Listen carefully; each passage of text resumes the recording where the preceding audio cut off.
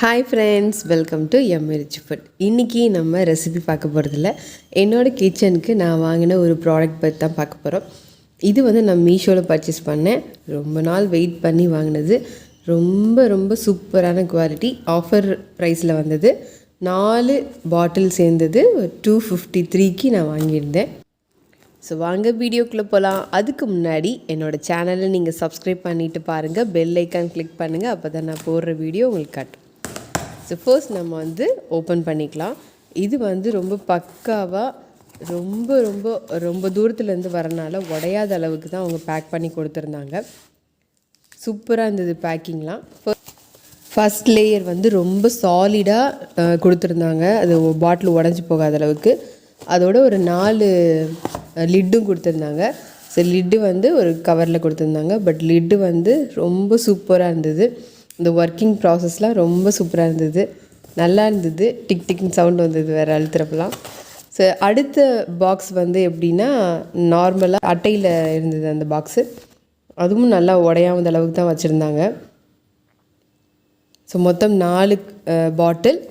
4 பாட்டிலுமே எந்த ஸ்க்ராட்ச் எதுவுமே இல்லை. நல்லா நீட்டாக இருந்தது. லிட்டு வந்து பிளாஸ்டிக் தான், ரப்பர் வித் பிளாஸ்டிக். லிட்டில் வந்து 2 லேயர் வரும். ஒன்று பிளாஸ்டிக் மேலே இருக்கும், அடியில் வந்து பிளாக் கலரில் ரப்பர் இருக்கும். அது ரப்பர் வந்து பாட்டிலில் ஃபஸ்ட்டு டைட் பண்ணிவிட்டு அது மேலே அந்த பிளாஸ்டிக் வந்து இருக்கும்.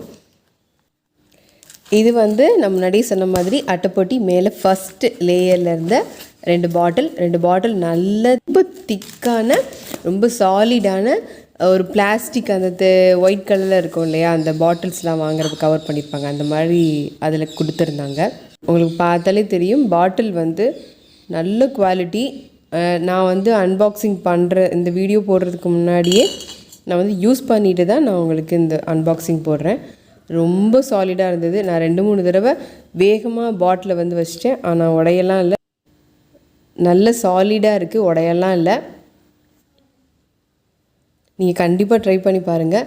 எண்ணெயெல்லாம் எந்த ஒரு சொட்டு எண்ணெய் கூட அந்த லிட்டை விட்டு கீழே வரல. நீங்கள் ஊற்றிட்டு அந்த லிட்டை க்ளோஸ் பண்ணிடலாம். ஒரு சொட்டு கூட வெளியே வரல கீழெல்லாம்.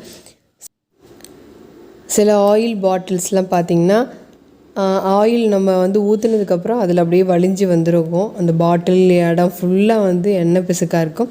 பட் இதில் ஒரு சொட்டு கூட வரல வெளியே எண்ணெய். நம்ம ஊற்றுறதோடு சரி, அந்த பாட்டிலில் வலிகிறதோ அந்த மாதிரி எந்த இதுவும் இல்லை.